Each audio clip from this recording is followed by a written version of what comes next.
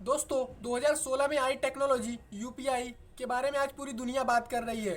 UPI की जो technology है वो शायद ही किसी देश में इम्प्लीमेंट हुई होगी। यूपीआई ने एक सबसे अच्छा और secure online payment system implement करके दिखाया है। आज हम इसके इम्प्लीमेंट का अंदाजा इसी बात से लगा सकते हैं कि आज पूरे देश में करीब एक दिन में 22 करोड़ से भी ज़्यादा ट्रांजैक्शन किए जाते हैं और पूरे महीने में करीब 10 लाख करोड़ से भी ज़्यादा ट्रांजैक्शन किए जाते हैं, वो भी एकदम सिक्योर और एकदम इजी।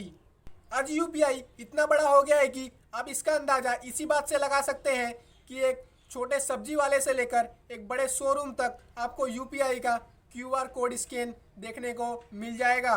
तो आइए दोस्तों यूपीआई टेक्नोलॉजी के इसी फीचर्स के बारे में बात करते हैं जो यूपीआई हमको और पूरी दुनिया को एक अलग ही दिशा में लेके जा सकता है।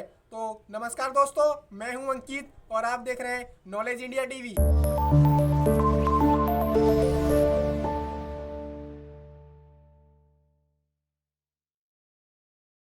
यूपीआई की टेक्नोलॉजी का अंदाजा आप इसी बात से लगा सकते हैं कि गूगल ने यूएस गवर्नमेंट को कहा कि ऐसी टेक्नोलॉजी तो हमारे पास भी होनी चाहिए। अगर कि हम बात करें इसके पुराने फीचर्स में तो पहला है बैंक टू बैंक ट्रांसफर, यानी कि इसमें किसी थर्ड पार्टी का इन्वॉल्व नहीं होगा। ये डायरेक्ट आपके बैंक अकाउंट से दूसरे के बैंक अकाउंट में काफ़ी आसानी से चला जाएगा। दूसरा है नो ट्रांजेक्शन कॉस्ट, यानी कि आपको पैसे भेजने या पैसे लेने में कोई भी कॉस्ट नहीं लगेगा। तीसरा है फास्ट मनी ट्रांसफ़र, यानी कि आपका पैसा सामने वाले के पास सिर्फ 2 या 3 सेकंड में ही चला जाएगा।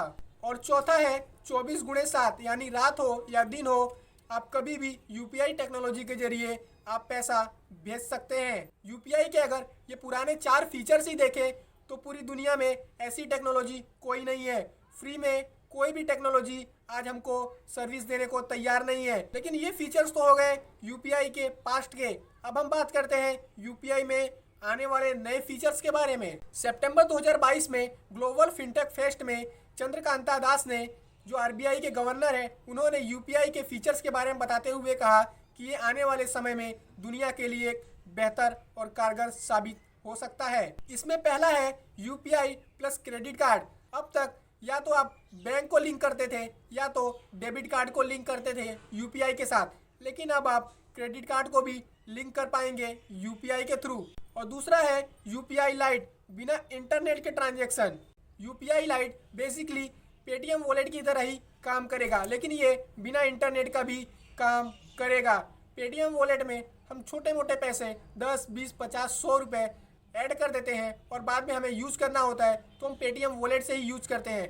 तो यूपीआई लाइट में भी दोस्तों आप कुछ ऐसा ही कर पाएंगे।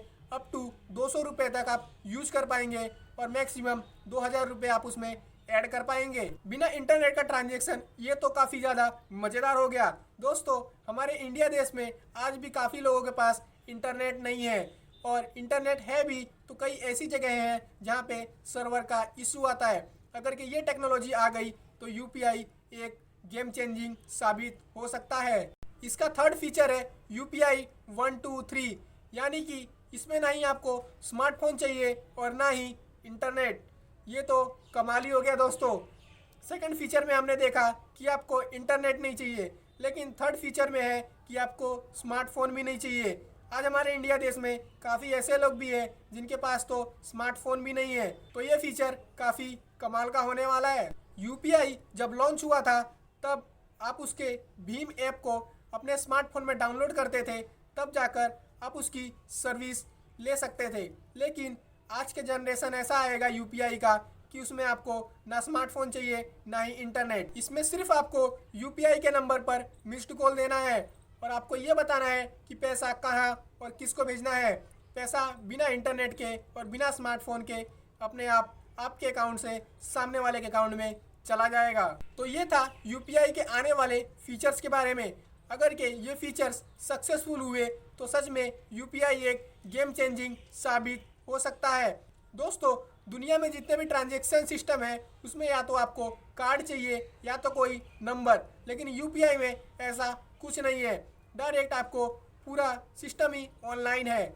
यूपीआई में आपको कोई कॉस्ट भी नहीं देना है। बाकी कंपनियों में आपको कॉस्ट भी देना है और उनमें ज़्यादा कंज्यूमिंग टाइम भी लगता है। तो दोस्तों यूपीआई एक गेम चेंजिंग तो होने ही वाला है। तो आज सारे देश यूपीआई की टेक्नोलॉजी मांग रहे हैं। वो चाह रहे हैं कि जैसे इंडिया भी ऑनलाइन ट्रांजैक्शन में पहले नंबर पे आ गया, वैसे हमारे देश में भी कुछ ऐसा ही हो, जिसके लिए सभी देश आज एनपीसीआई जो कि यूपीआई को आज होल्ड करता है उसके साथ एमओयू साइन कर रहे हैं। इसमें पहला देश है भूटान। भूटान के सेंट्रल बैंक ने जुलाई 2021 में एमओयू साइन किया था, जो कि वो चाहते थे कि उनकी देश में भी यूपीआई ऐसा क्यूआर कोड स्कैन आ जाए। फिर उसके बाद यूके के पेमेंट सॉल्यूशन प्रोवाइडर पे एक्सपर्ट ने भी इसके बारे में कहा कि हम भी अपने एंड्रॉइड डिवाइस में यूपीआई को लाएंगे। और अभी रिसेंटली फ्रांस ने भी कहा है कि हम भी यूपीआई को एक्सेप्ट करने जा रहे हैं। आज पेमेंट ट्रांजैक्शन के लिए वीज़ा और मास्टर कार्ड पूरी दुनिया में डोमिनेट करते हैं, जिसको टक्कर देने यूपीआई आ रहा है। एज ए इंडियन हम किसी देश में घूमने गए और वहाँ पे सिर्फ हमको क्यूआर कोड स्कैन करना है और पेमेंट अपने आप ट्रांसफ़र हो जाएगा, ना कि उस देश की करेंसी पूछनी है कि आपके देश में कितना रुपए चल रहा है हमारे देश के मुकाबले। ना तो हमको कन्वर्ट करना पड़ेगा और ना ही पैसे की झंझट। तो दोस्तों, यूपीआई एक बहुत ही खतरनाक और बहुत ही अच्छी टेक्नोलॉजी कही जा रही है। अगर कि किसी को फॉरेन से पैसा मंगाना है या फॉरेन में पैसा भेजना है तो उसको बैंक के चक्कर नहीं काटने पड़ेंगे। स्विफ्ट कोड के लिए उसको बैंक की भागम भाग नहीं करनी पड़ेगी। डायरेक्ट उसको यूपीआई का नंबर दो और पैसा अपने आप ट्रांसफ़र हो जाएगा। बस यही एक वजह है जिसके लिए पूरी दुनिया भारत के साथ एमओयू साइन कर रही है। लेकिन बड़ी बड़ी कंपनियां और बड़े बड़े देश जैसे कि मास्टर कार्ड और वीज़ा चाह रहे हैं कि यूपीआई बंद हो जाए या तो कोई एक्सेप्ट ना करे, क्योंकि उनका कंपटीशन फिर यूपीआई ले लेगा। और वहीं अमेरिका भी चाह रहा है कि यूपीआई ना चले, क्योंकि बड़े बड़े जो कंपनियां हैं ऑनलाइन ट्रांजैक्शन के वो अमेरिका से ही आते हैं। और अगर के यूपीआई आया तो फिर उनका टैक्स लेना काफ़ी ज़्यादा कम हो जाएगा या तो ख़त्म हो जाएगा। तो दोस्तों, ये था हमारा आज की वीडियो। उम्मीद करता हूँ कि आपको पसंद आया होगा। मिलते हैं नेक्स्ट वीडियो में, तब तक के लिए जय हिंद।